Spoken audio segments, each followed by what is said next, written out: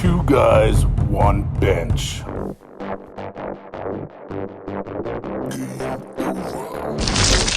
What's up, everybody? Welcome to Two Guys, One Bench. We're 650 pounds of shit talking on a 30-pound bench. Where we're talking more shit than Donald Trump on Twitter. Oh, that's a lot of shit. So, want to kick it off right and start up the shit talking with my brand of the week. But let's not forget, we got our ward smelling salts, the asylum container, and this thing is gonna blow our nostrils into the next dimension. Here we go.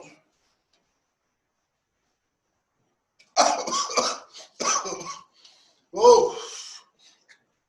Get in there. Don't be shy. All right. It hurts so good. It hurts so good. Okay, well, we're trying a bit. Just because we're two big guys on a bench don't mean we can't shed a tear every now and then. Go get yourself some Ward smelling salts. In my opinion, best smelling salts out there. This canister has a lifetime warranty, so you know it's going to save the earth for all the plastics and everything in the oceans. Maybe a turtle will live another day. Who knows? All right, so let's get right into it. My rant of the week. It's a rant a lot of people have, but I'm going to just kick it off. Sumo pullers. For the love of God, can you please admit you pull sumo because it's easier? Now, this is not to hate just because you pull sumo, but in our sport, there's different variations of how you can do each lift. Squat, bench, and deadlift. Squatting, high bar, low bar. If someone squats low bar because it's easier for them, or it's a shorter range of motion, or whatever, that person will admit that. Okay, this is an easier variation. I can put more weight on the bar. With bench, for myself, I bench super wide grip. Why do I do that? Shorter range of motion, I can lift more weight. But when we get to the deadlift... And you got small arms. That too. And then when we get to the deadlift, for some reason, there's just a taboo as a sumo puller. People can't admit they do it because it's easier. If it wasn't easier, why are much smaller lifters able to lift massive weights that a conventional puller just can't? It's no secret that every conventional puller, not every, but a lot, once they tap out and see no more progress, oh, let's just switch to sumo. Surprise, surprise, the numbers keep going up. It's a real shocker. You're changing the mechanics of the lift. You're changing the demand of the lift. I have no problem with you doing it, but quit trying to make it seem like it's more complicated than it is. You're not switching to it because it's a harder variation, because if that was the case, you wouldn't be doing it. No one's going to do a harder variation just because you get more weight on the bar, because we want to do easier things.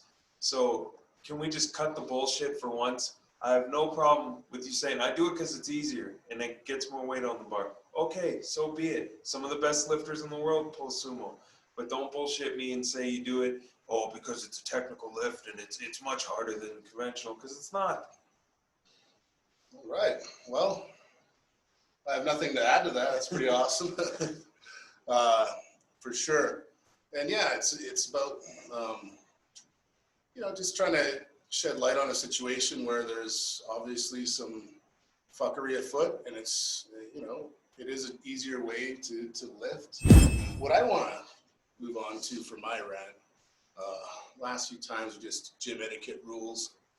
For me, as a martial artist and an MMA coach, my biggest rant right now is fake ass McDojos in town, in every damn town, in every damn city, out there teaching some bullshit to their clients, to their students. And in my opinion, it's creating a bit of a void in the area of self-defense, where you're actually going into a situation where you might actually get hurt more by trying to do a lot of this bullshit that these dojos are teaching out there. So what I would always suggest is a few things you should look for when you are trying to approach some sort of martial art. Look into it a little bit. Number one, in these classes that you're going to take, is there any sparring? Now, as you know, if you don't actually practice what you preach in real life situations, you might get your ass handed to you. So sparring is just a way where we get better. Everybody's a tough guy in the back of their own head. I could take that guy. I could beat cock chestnut any day. But no, the reality of the situation is, I see it all the time. A lot of guys come in, never been punched in the face, and get clocked, and they don't know what to do. And so what's going to happen when you get out there on the street and someone attacks you in a real life situation? Are you going to be ready? So got to have sparring at the dojo, number one. And number two, check into the teacher. Where have they been? Who have they trained with? Do they have a lineage with anybody? That's very important. There's a lot of guys out there that are kind of, these guys that talk a big game, and I learned from great master Ying in China, and there he taught me how to do the death punch. It's like, come on, man. So be very careful out there. Don't be eating them McDojo nuggets. They're no good for you. So contact me if you have any questions about where you should train, who you should train with. If you give me your city, I can look and give you a pretty good idea of where you should go. So right now, there's not much going on in the strength sports world. I know there was, in the strongman, there were some world records attempted over the weekend. Yep. I think it was Donna Moore, I think is her name, hit the world record Atlas stone. And I know one of the Stoltman brothers attempted his world record in that. Aside from that, I know things aren't moved. There's not a lot of comps because, well, one just happened 2 weeks ago. But in terms of strength, there was a strongman deadlift world record for the women's side, 639. Lifter out of the UK. Her name escapes me right now, but yeah, setting the all-time deadlift record for the ladies with 639. Pretty impressive feat. But in terms of powerlifting, the biggest thing I saw was this past weekend, Yury Belkan. To me, probably the greatest lifter right now competing. He pulls sumo, no hate on him, but he's just technically sound on all three lifts. He went out there and smashed the 100 kilo all-time world record total with 965 kilos. He just attempted this same total last month, but kind of got robbed by the judges on that on depth, and there was no way you could rob him this time because he absolutely buried 705 for his last squat, and put no doubt in anyone's mind that that record would be his. Looked like a relatively easy day for him, considering that's not, I don't even think, his best total, but all of his lifts looked really smooth, and for the most part, it was just great lifting by Yury, as is every time he steps on the platform. Well, yeah, that was kind of the highlights of the weekend and week. We're going to go on to a section in this section about how we change powerlifting. We're always talking about a lot of things here, and we've got some good points to bring up. So let's get that cracking. So like Russ alluded to, we were talking earlier about just powerlifting and things we change or like to see happen, that kind of stuff. And for myself, one of the big things I would like to change, I understand for a lot of these federations, it's you want to keep making money. You're not doing this for free, but at a certain point, you got to stop the money grab. And without calling out any federations, by name, they know who they are. Everyone knows who I'm talking about. They might rhyme with my PF. Just sending their lifters through multiple hoops when they can qualify with one meet is unnecessary to me, because I understand you got to prove yourself at multiple levels. But if you have to do a qualifying total of one meet and then you're just bullshitting through these other meets just so you can get to the meet you actually care about, one, it's fucking up your training schedule because you're just going to have to take a random day out of your training to go and compete.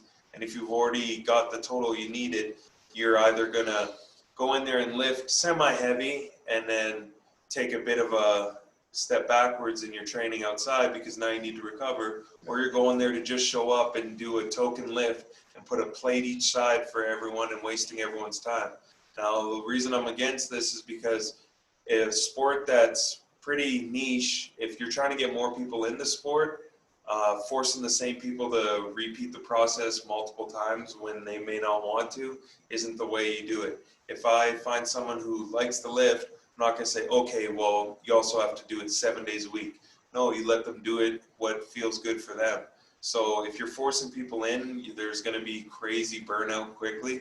And that's why you see a lot of these top lifters just stop doing it after a couple of years because they're tired of going in circles over and over and over, having to play the game just to get to a Worlds, when it's as simple as I did a meet, give me the total I need to qualify. If I'm the best in the country at my weight class, let me in.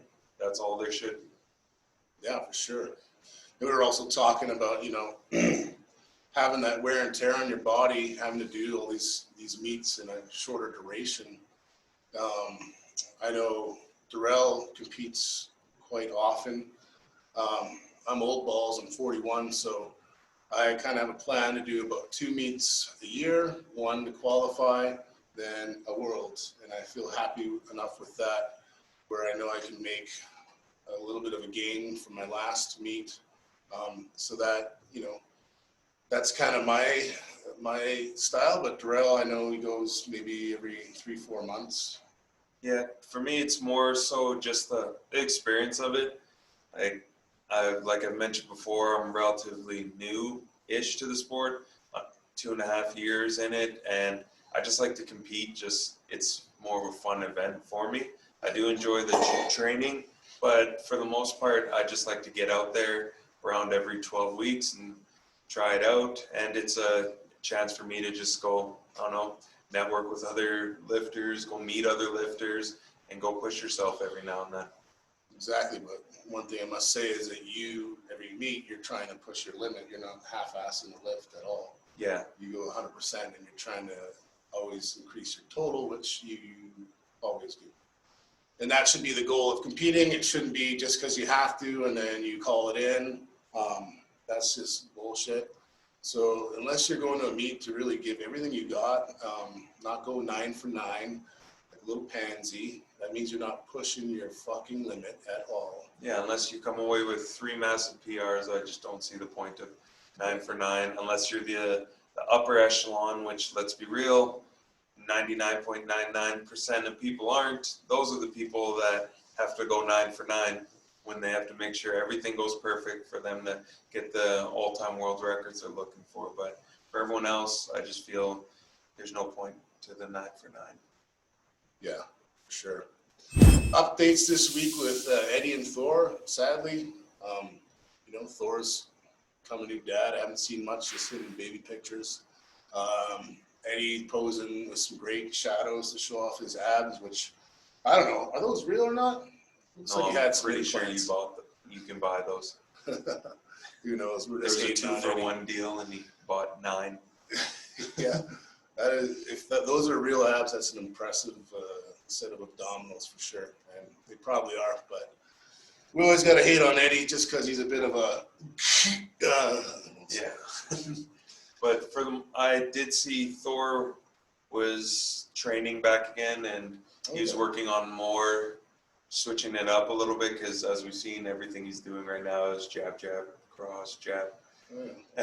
So he's working on more combinations, but still working on his footwork a lot, making sure he's more fluid when he's moving, but his coach had him moving a lot more. It was just hitting the bag this time because it was his first day back, I think, in 12 days. He was explaining because of coming back from traveling, then dealing with someone who had COVID, and him having to pass all the protocols.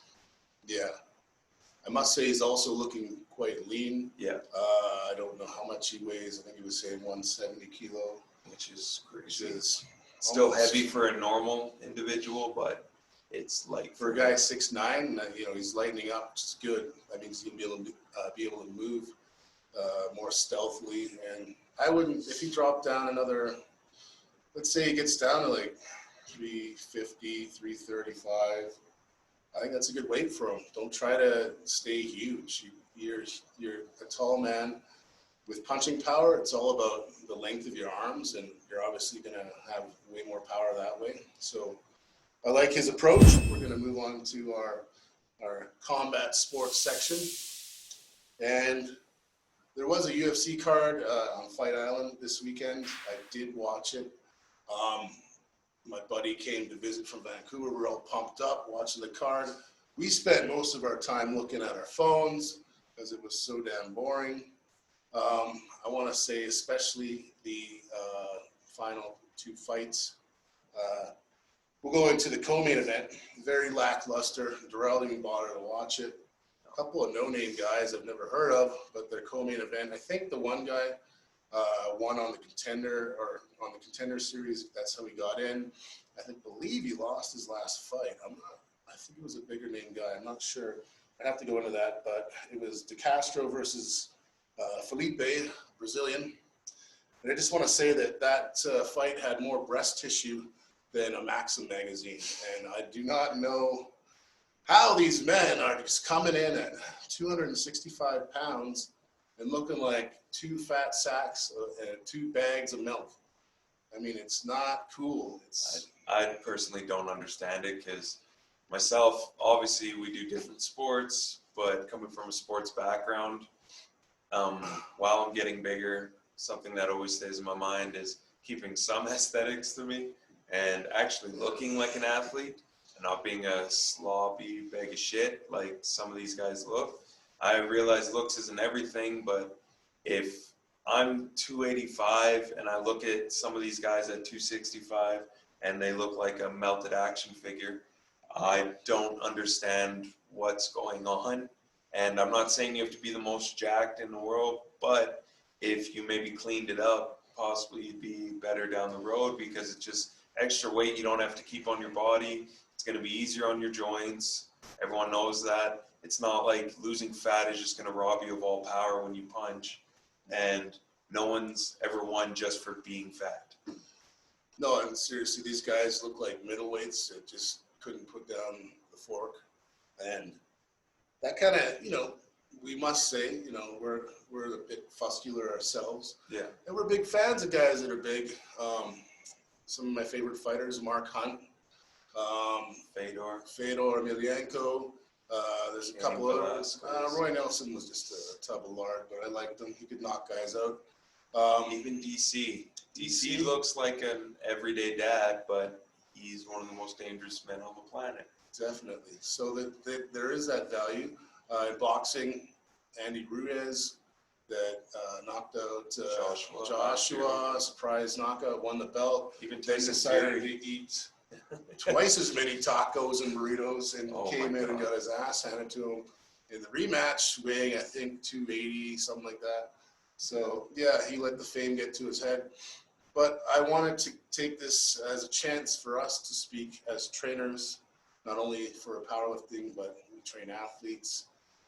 And what value is there to have strength and conditioning in MMA? I have an opinion because one of the most famous coaches out there, GSP's coach, for us, the hobby, a fellow Canadian, he is a big proponent of not doing any strength and conditioning. He believes that lifting any heavy weight will affect your performance, and so he makes sure his fighters do not do any of that. And even though GSP is a freak athlete and cut up. Yeah, well, he says get into gymnastics. I'm like, come on, not everybody's gonna be able to do some gymnastics, especially heavyweights. But what I get where he's coming from, but I do not. I can tell that he's never touched a weight in his life. And if you look at high-performing athletes, part of every sports team, there's a strength and conditioning coach. And I believe that it's very necessary if you want to get to that top echelon where you're going to be a champion, let's say. Even though DC had some tittle biggies and a frumper, I'm sure he was doing some strength conditioning in a wrestling program for sure. And then also as a champion. So how would we break it down? So in our sport, it's generally we go from a hypertrophy phase where we're building muscle in powerlifting, and then we slowly go into more of a strength phase where we're basically testing our 1 rep max after 12 weeks, hopefully in a meet. So Darrell and I were talking about how we would do that, more building strength for athletes. Darrell's coached some football teams and players. So how would you do that with football athletes? So for players I've coached, I've had linemen, I've coached hockey players, lots of basketball players, and even though it's different sports, some of the aspects are still the same. Everyone needs strength, doesn't matter what your sport is. There's just going to be a bigger emphasis on it and in what aspect. So for football players, find whatever they do, they got to be able to do it for all out for about 10 seconds. Yeah. So whatever the set is in general, if I'm going heavy, regardless if it's 2 reps, 3 reps, 4 reps, I want it to kind of replicate how long a play is going to last, so they can be able to last.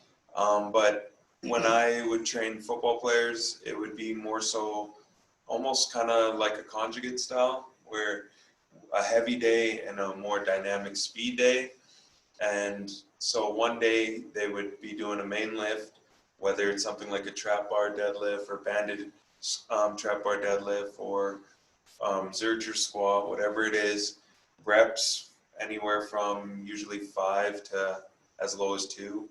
And then as soon as that's done, an auxiliary movement to help that movement progress. And then after that, any accessories are very high volume, just because, yes, you can get as strong as you like, but if you can't move and you don't have muscle endurance and no capacity to move, then you're going to be on the sidelines, because what good are you if you can only last 2 or 3 plays? And then on a speed day is much of the same.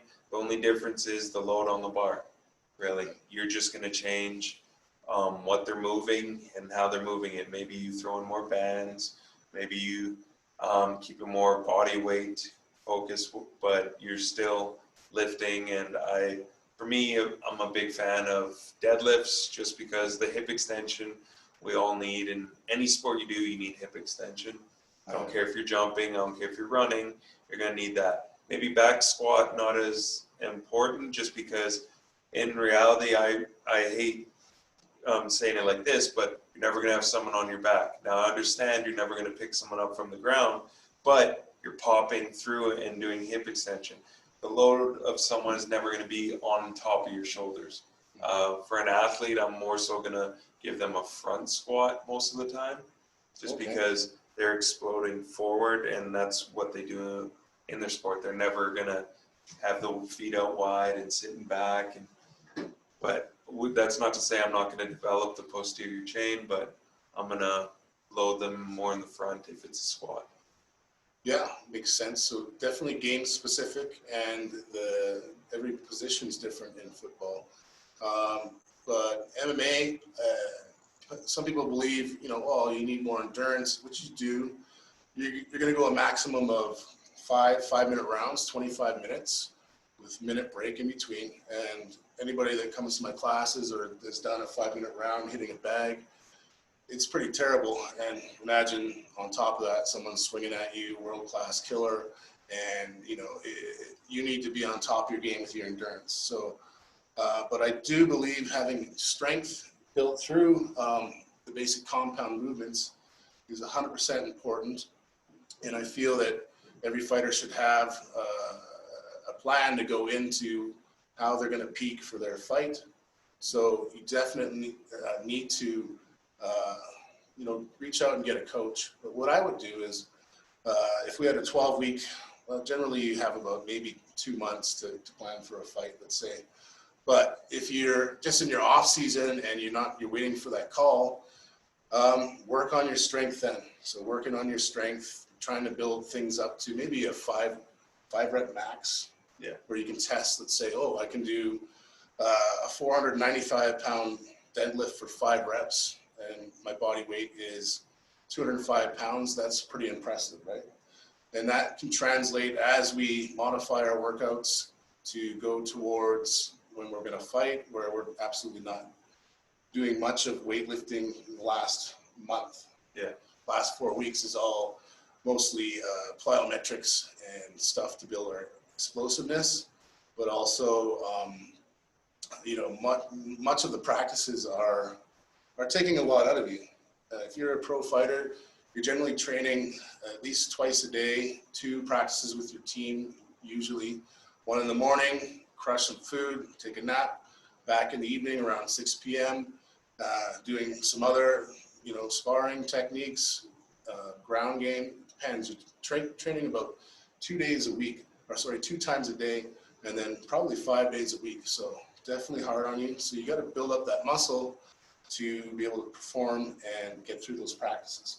I know for myself, when I was playing basketball, how our workouts would go is when you're out of season, that's when the strength gains are made. Yeah. Because it's the opposite of powerlifting, and how you're off season with powerlifting, that's when you're going to get in the high reps, and that's when you're going to do all these variations and different things.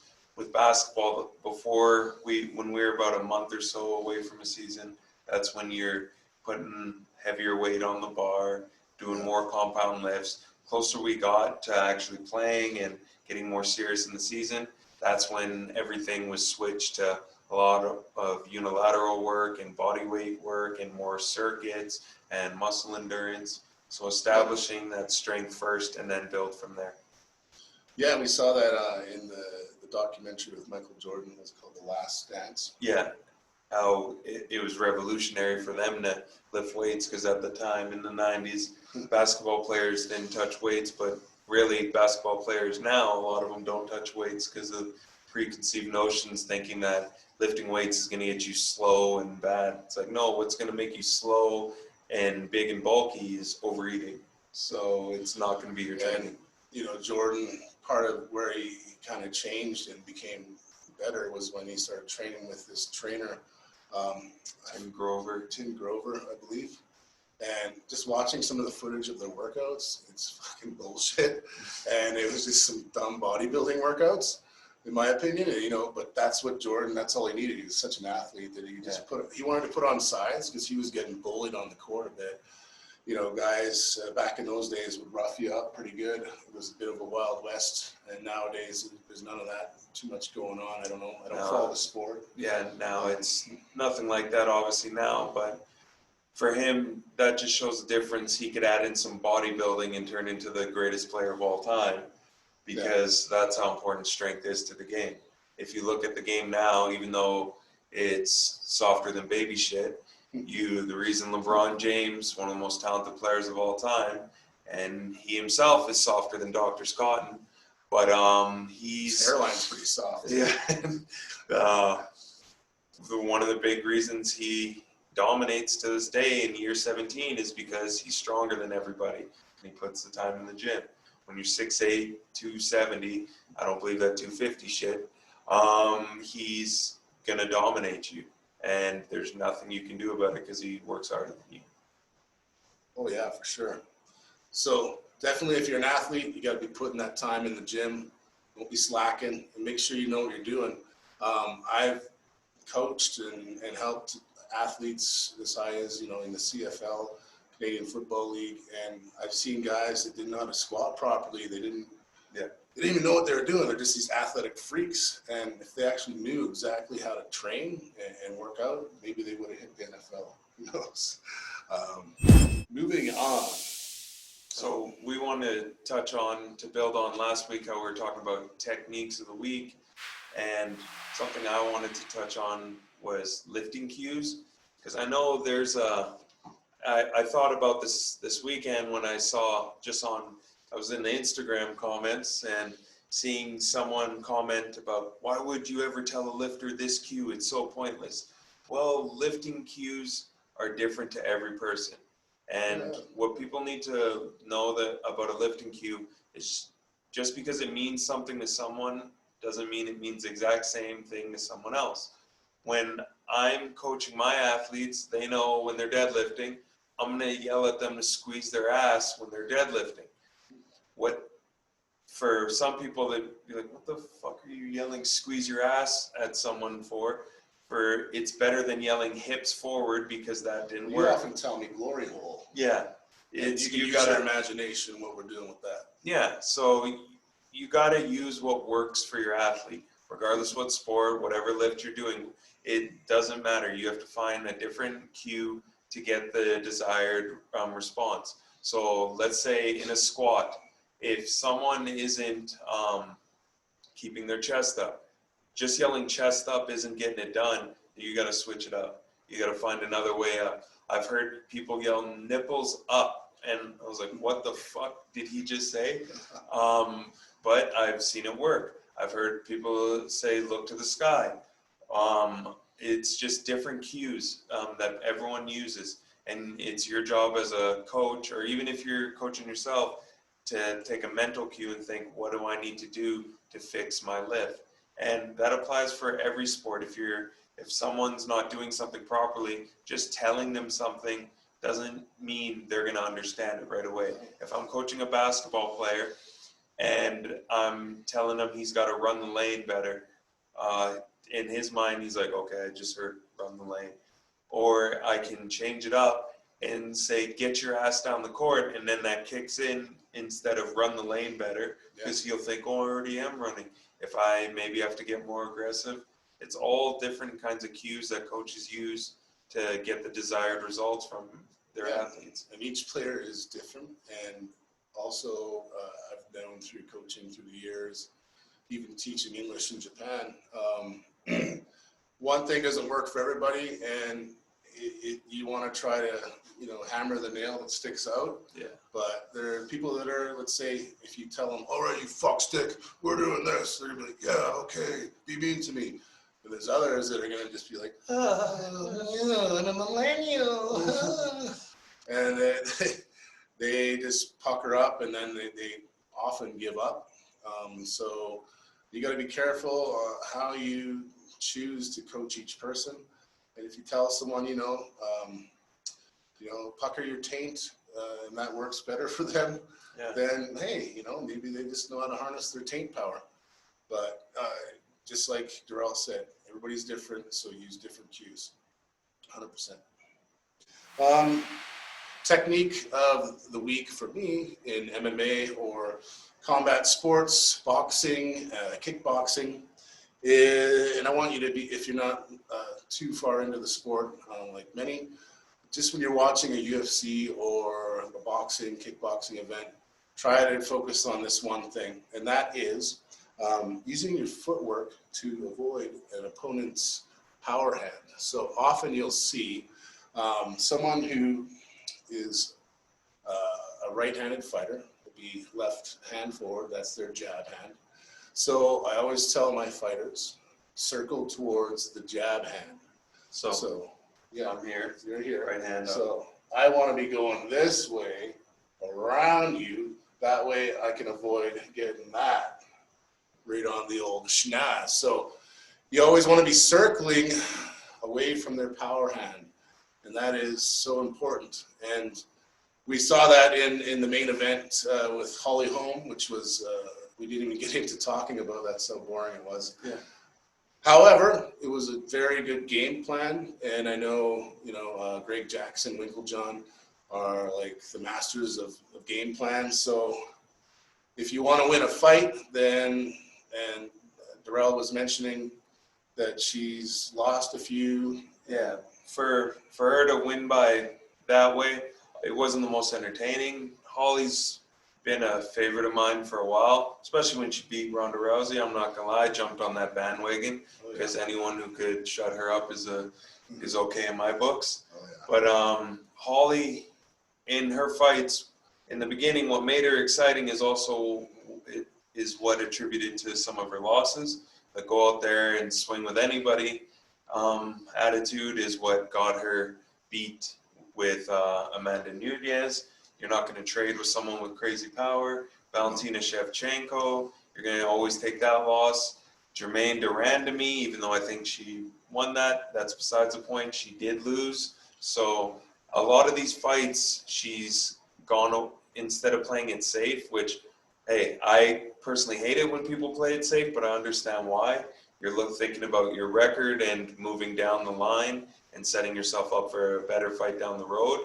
But staying safe, even though it may not be that entertaining, it may prolong your career and put you in a better position down the road.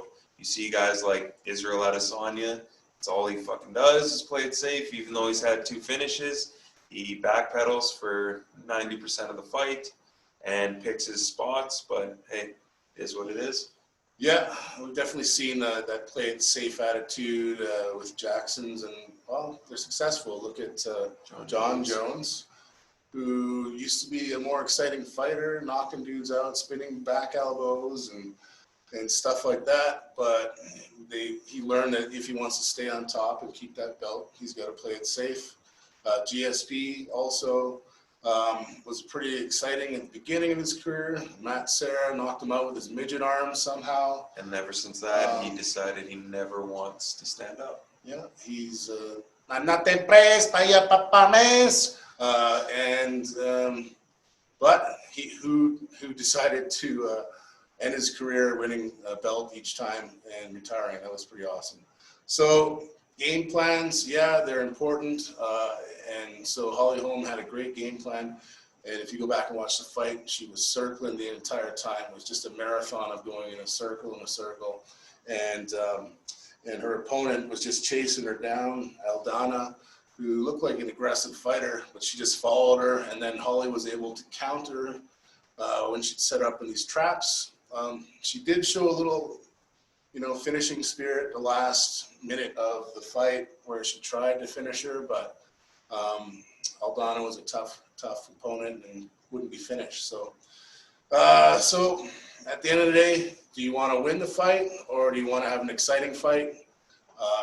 Ask Cowboy Cerrone how that goes. Yeah.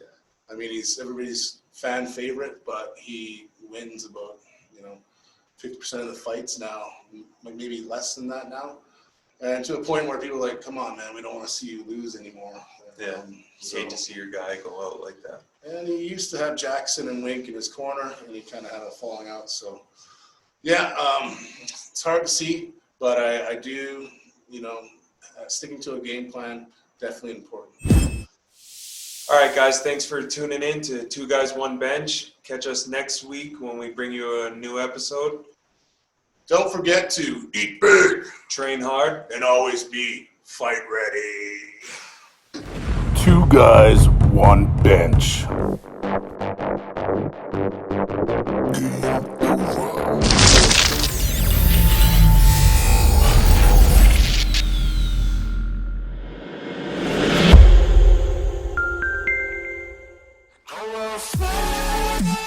Muteki Strong Mindset with host Russell Peel. Home Gyms YYC.